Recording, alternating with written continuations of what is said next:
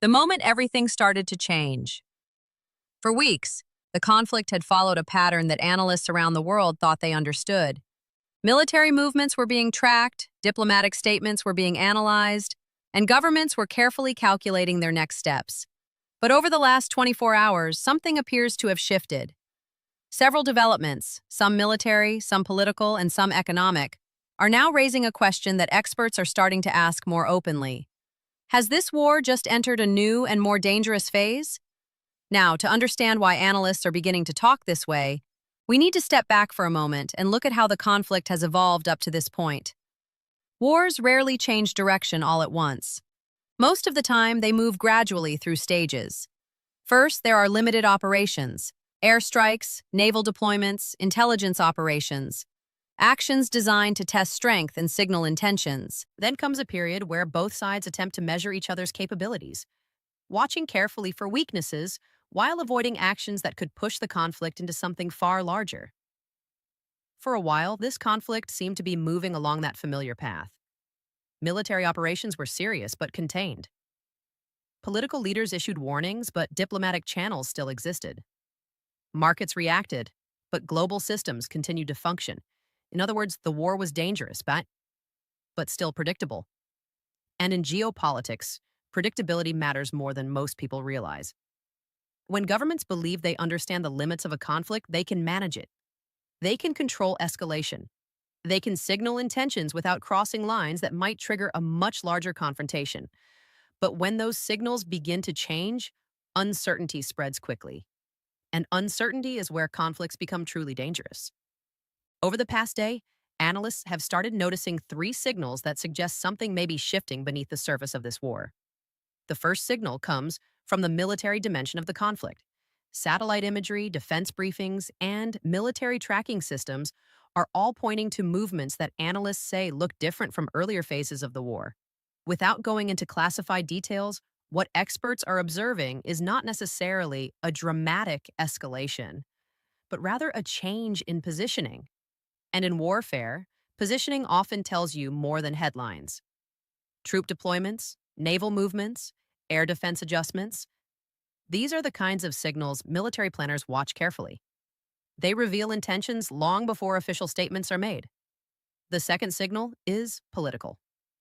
In the last several hours, language used by key political leaders has begun to change.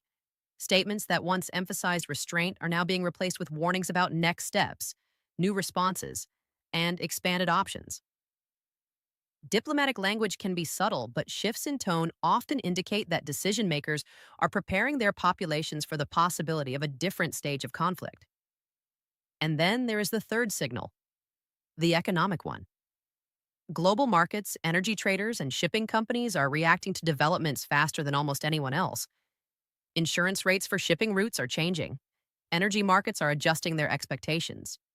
And investors are beginning to price in the possibility that this conflict could last longer and reach further than initially expected.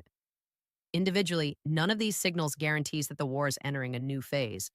But taken together, they form a pattern that analysts find difficult to ignore. And that is why the conversation around this war is beginning to change. The question is no longer simply what is happening today.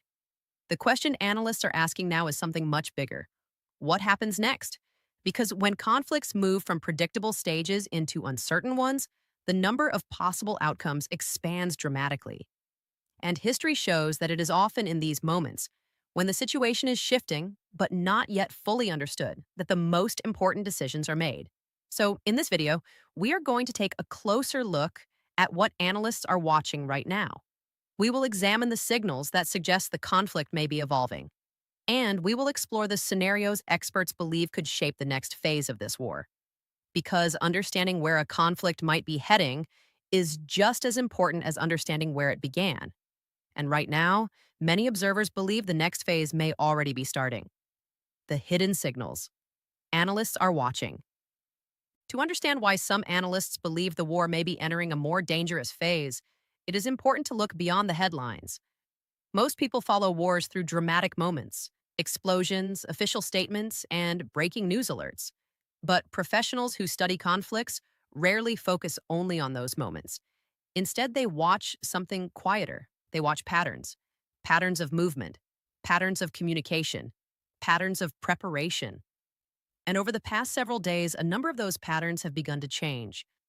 One of the first areas analysts examine is military positioning. Not necessarily the battles themselves, but where forces are placed and how they are moving. In modern warfare, positioning can reveal intentions long before a government officially announces them.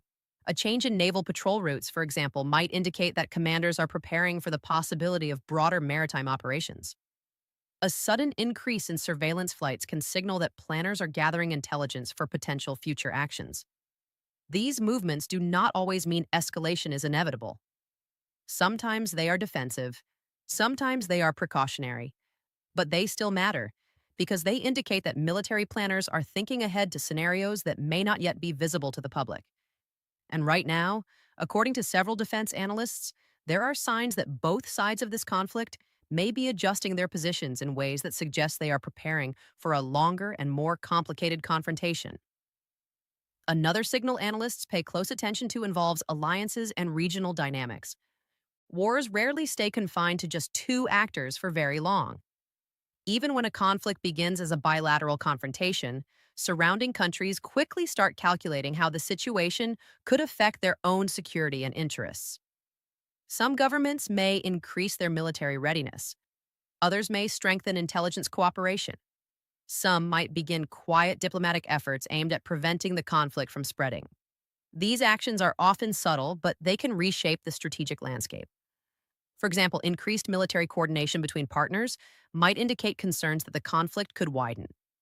On the other hand, intensified diplomatic engagement could suggest that governments are trying to stabilize the situation before it escalates further.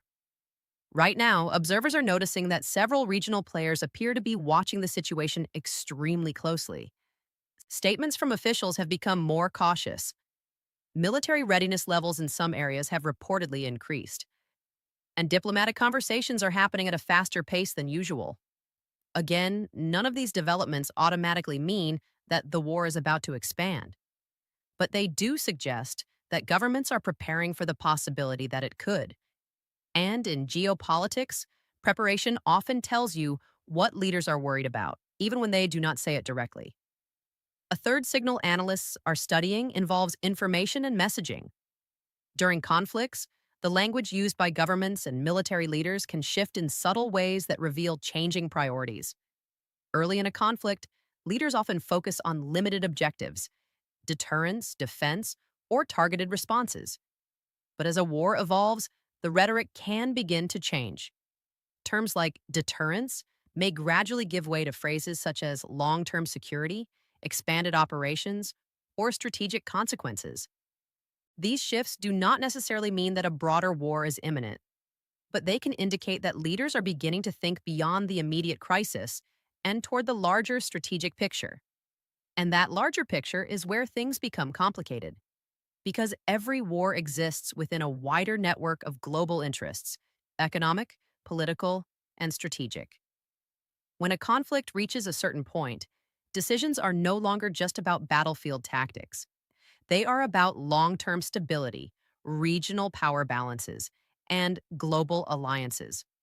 This is why analysts often say that the most dangerous moments in a conflict are not always the ones with the loudest explosions. Sometimes the most dangerous moments are the quiet ones, the moments when governments are still deciding what comes next.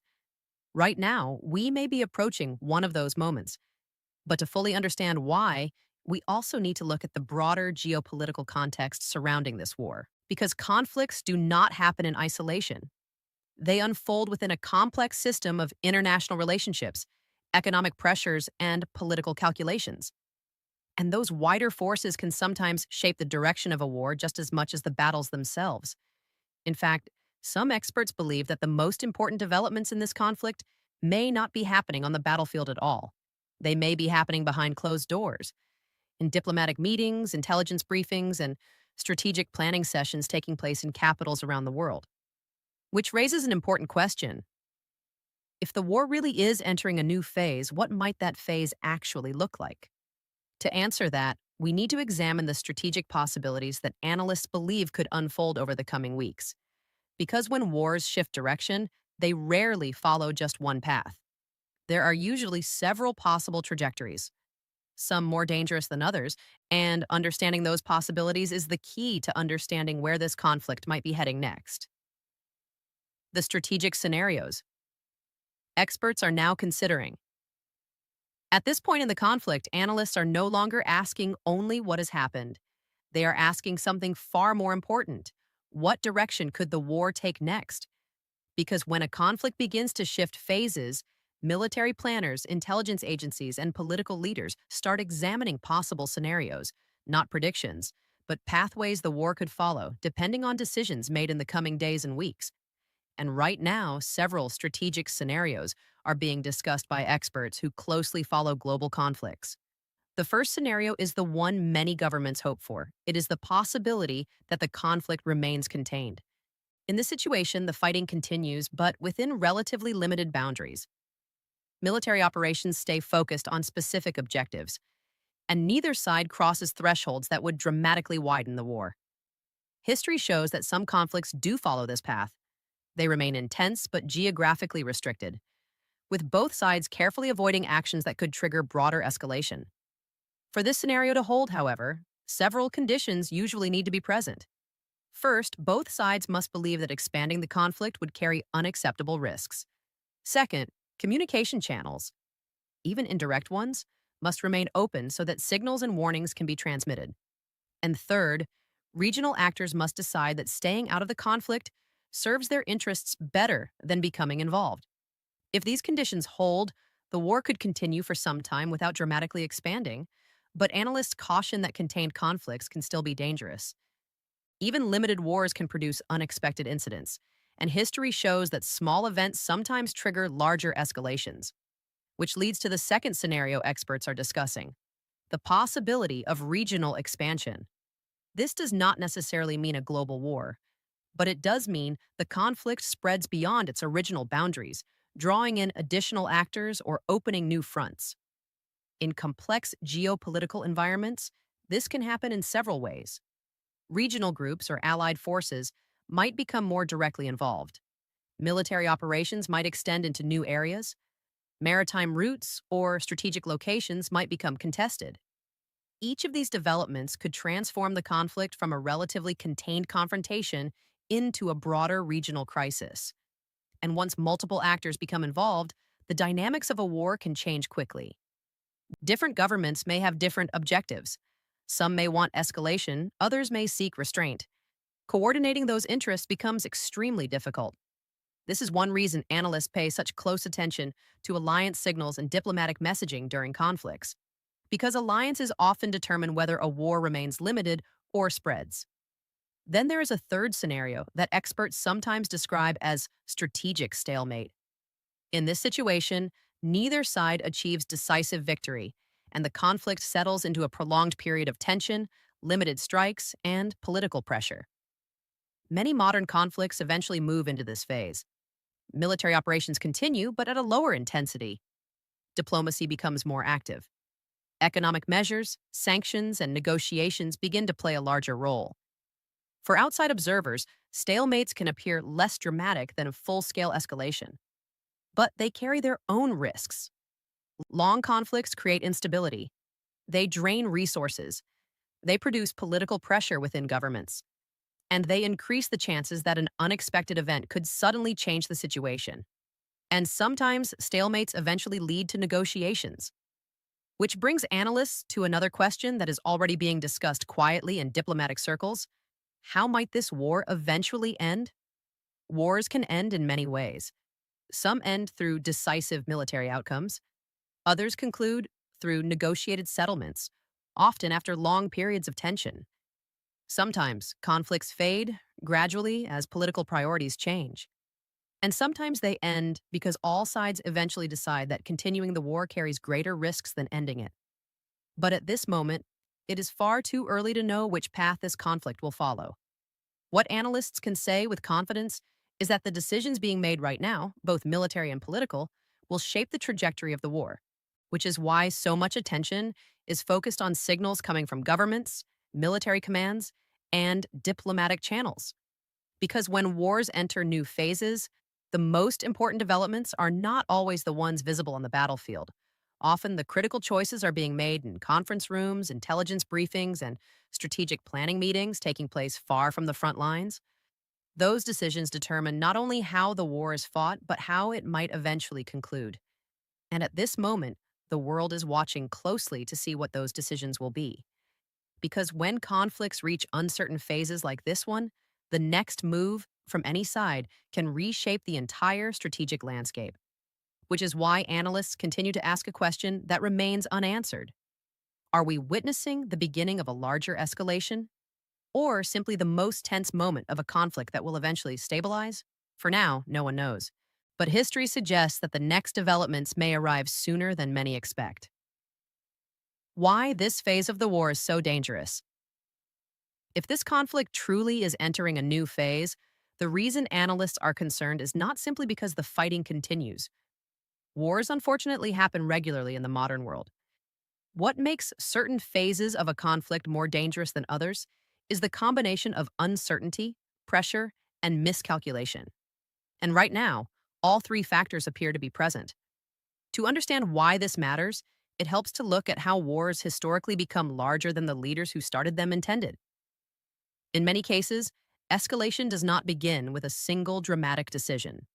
Instead, it develops through a series of smaller actions, responses, counter-responses, warnings, and demonstrations of strength. Each side believes it is acting rationally, protecting its interests or responding to perceived threats.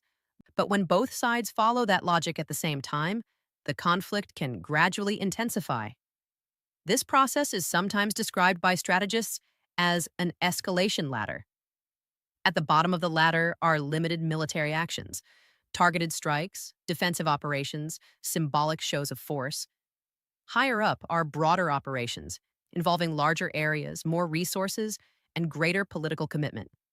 And at the top of the ladder are the kinds of confrontations that draw in multiple powers and reshape entire regions.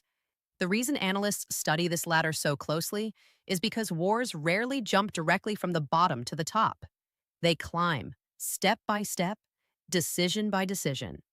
And the moment a conflict begins climbing that ladder, every move becomes more consequential than the one before. Right now, observers believe the war may be approaching one of those steps.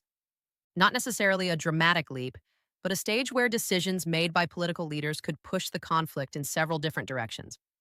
One of the reasons this phase is so delicate is the risk of misinterpretation. In fast-moving conflicts, military actions intended as limited signals can sometimes be interpreted as something much larger. A defensive deployment might be viewed as preparation for attack. A warning statement might be interpreted as a threat. A strategic maneuver could trigger reactions that neither side initially intended. History provides many examples of wars that expanded not because leaders planned escalation, but because they misunderstood each other's intentions. That is why communication channels, even informal or indirect ones, often remain active during conflicts. They serve as safety valves, allowing governments to signal limits and avoid accidental escalation. Another reason this stage of the war is being watched so closely is the economic dimension. Modern wars rarely affect only the battlefield. They also affect trade routes, energy markets, financial systems, and global supply chains. Even the perception that a conflict could expand can cause rapid shifts in markets and economic behavior. Energy traders, for example, closely monitor geopolitical developments that could affect transportation routes or production levels. Shipping companies assess risks to maritime corridors. Insurance markets adjust premiums based on security assessments. These reactions can ripple through the global economy far faster than military operations themselves, which means that conflicts like this one are not only strategic challenges, they are also economic ones. Governments must weigh not only military consequences, but also the broader impact on global stability. And then there is the political dimension. Conflicts place enormous pressure on political leaders. They must respond to domestic expectations, alliance commitments, and international scrutiny, all while managing military realities that can change rapidly. Public opinion can shift quickly during wartime. Allies may demand stronger responses or greater restraint. Opponents may attempt to exploit perceived weaknesses. All of these pressures shape the decisions leaders make, and those decisions in turn shape the trajectory of the war. This is why analysts often describe certain moments in conflicts as inflection points. These are moments when the direction of the war has not yet been decided, but the choices made in the near future could have long term consequences. Some inflection points lead toward de escalation and diplomacy, others lead toward prolonged confrontation, and occasionally they lead toward much larger regional crises. Right now, some observers believe the conflict may be approaching such a moment, not because a dramatic event has already occurred, but because the strategic conditions surrounding the war are changing. Military positioning is shifting, political language is evolving, economic signals are reacting. And when these factors begin moving at the same time, analysts know that the next phase of a conflict may be approaching. But to understand what might happen next, it is necessary to examine the broader global picture. Because this war is not taking place in isolation, it exists within a complex network of alliances, rivalries, economic systems, and strategic interests that extend far beyond the immediate battlefield. And those global dynamics may ultimately determine whether the conflict stabilizes or continues moving towards something larger. How global powers are quietly responding to the war. While much of the public attention remains focused on the immediate battlefield, another set of developments is unfolding far from the front lines. Behind closed doors in government offices and diplomatic channels across the world, major powers are carefully evaluating what this war could mean for the global balance of power. Because conflicts like this rarely affect only the countries directly involved. They send signals through the entire international system. Every government with strategic interests in the region is now asking the same fundamental question: what does this conflict mean for us? For global powers, the answer to that question determines everything, from military readiness to diplomatic strategy. Some governments respond by strengthening their alliances, ensuring they are prepared if the conflict expands. Others focus on diplomacy, seeking ways to prevent escalation before it spreads beyond control. Still others simply observe carefully, analyzing how the situation develops before committing themselves to any particular course of action. This quiet phase of strategic calculation often happens in parallel with the visible events of war, and sometimes it becomes just as important, because the reactions of global powers can either stabilize a conflict or make it far more complex. One of the most important factors analysts are watching right now is how alliances respond. In modern geopolitics, alliances shape the strategic environment of nearly every major conflict. Countries rarely act entirely alone.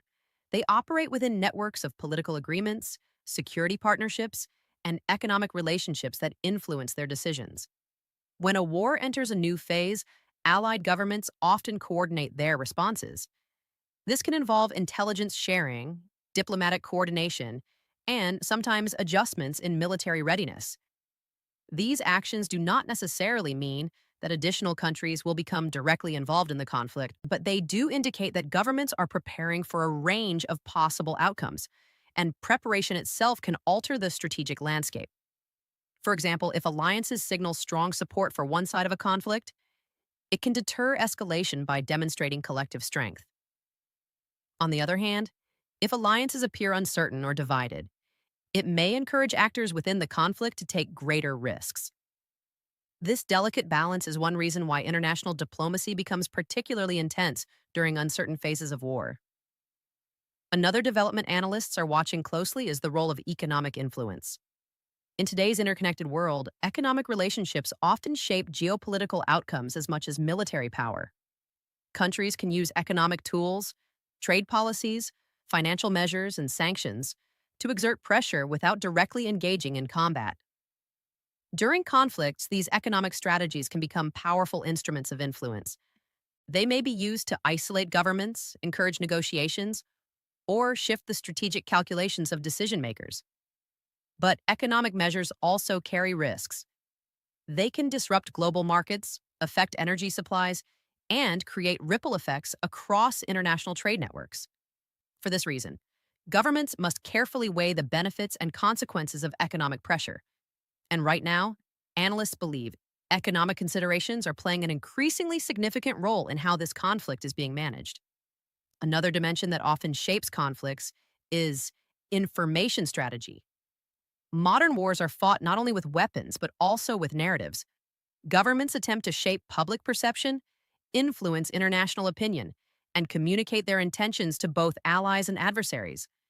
This informational dimension of conflict can sometimes be just as important as military developments. Statements from leaders, press briefings, and diplomatic messaging are carefully crafted to signal strength, resolve, and strategic goals.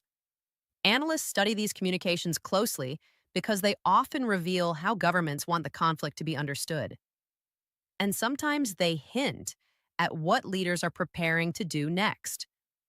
Right now, observers note that messaging from various governments has become more cautious, but also more deliberate. That combination often appears during moments when strategic decisions are still being evaluated. In other words, the public narrative of the war may be only part of the story. The rest of the story may be unfolding quietly through diplomacy, intelligence cooperation, and strategic planning. This is why analysts emphasize that wars are rarely decided solely by battlefield events. They are shaped by a combination of military action, political decision making, economic pressure, and international alliances. And when all of these forces interact at the same time, the outcome of a conflict can become extremely difficult to predict. Which brings us back to the central question surrounding this war. Are we witnessing a temporary escalation or the beginning of a deeper geopolitical shift? Because if the conflict truly is entering a new phase, the consequences may extend far beyond the immediate region. They could reshape alliances, alter economic relationships, and influence strategic decisions around the world. And that is why governments everywhere are watching the situation so carefully. Because the next developments in this war may not only determine its outcome, they may also influence the broader structure of international relations for years to come. The moment that could decide the direction of the war. At this stage of the conflict, the most important question is no longer simply what has happened. The real question is what happens next. Because wars often reach moments when the direction they take is not yet determined, but the decisions made in a short window of time can shape everything that follows. Strategists sometimes describe these moments as decision points. They are periods when leaders must evaluate risks, consider their objectives, and decide whether to push forward, hold their position, or look for a path toward de-escalation. And according to many analysts, this war may now be approaching such a moment. To understand why, it is important to remember that conflicts are rarely static. They evolve. They adapt to new information, new pressures, and new realities on the ground. Military commanders adjust strategies based on battlefield developments. Political leaders respond to domestic pressures and alliance commitments. Diplomatic channels explore possibilities that may not be visible to the public. All of these processes happen simultaneously, which means that the next phase of the conflict will likely be shaped by a complex interaction of military, political, and economic decisions. Some of those decisions may lead toward stabilization. Others could move the conflict toward deeper confrontation. One of the factors that will influence this direction is strategic patience. Thoughtful. In many conflicts, governments must decide whether to act quickly or to wait. Quick decisions can sometimes create decisive momentum, but they also carry the risk of unintended consequences. Waiting, on the other hand, allows leaders to gather more information and coordinate with allies, but it may also allow the opposing side to strengthen its position. Balancing these competing pressures is one of the most difficult challenges in wartime leadership. Size. Another factor that could shape the future of the conflict is international diplomacy. Even during intense military confrontations, diplomatic efforts rarely stop entirely. Negotiations may occur indirectly through intermediaries, international organizations, or back-channel communications. These diplomatic pathways can sometimes open opportunities for de-escalation, especially when both sides begin to recognize the risks of continued confrontation. However, diplomacy becomes far more complicated once a conflict enters a dangerous phase. Trust between adversaries may be extremely low. Domestic political pressures may limit leaders' flexibility. Allies may have different priorities or expectations. As a result, diplomatic solutions often require time, patience, and careful negotiation. but they remain one of the most important mechanisms for preventing wars from expanding beyond control. Another dimension that analysts are watching closely is the human factor. Wars are not fought only by strategies and policies. They are fought by people, soldiers, civilians, leaders, and communities affected by the consequences of conflict. Public opinion can influence the course of wars in powerful ways. If populations begin demanding stronger action, leaders may feel pressure to escalate. If citizens become concerned about the cost and risks of continued fighting, governments may seek diplomatic solutions. Understanding these social dynamics is an essential part of analyzing any conflict. And right now, populations across the region and across the world are watching events unfold with growing concern. Because wars in the modern era rarely remain isolated events. They affect global markets, international security arrangements, and the everyday lives of millions of people. This is why analysts emphasize that the most important developments in a war often occur before the final outcome becomes clear.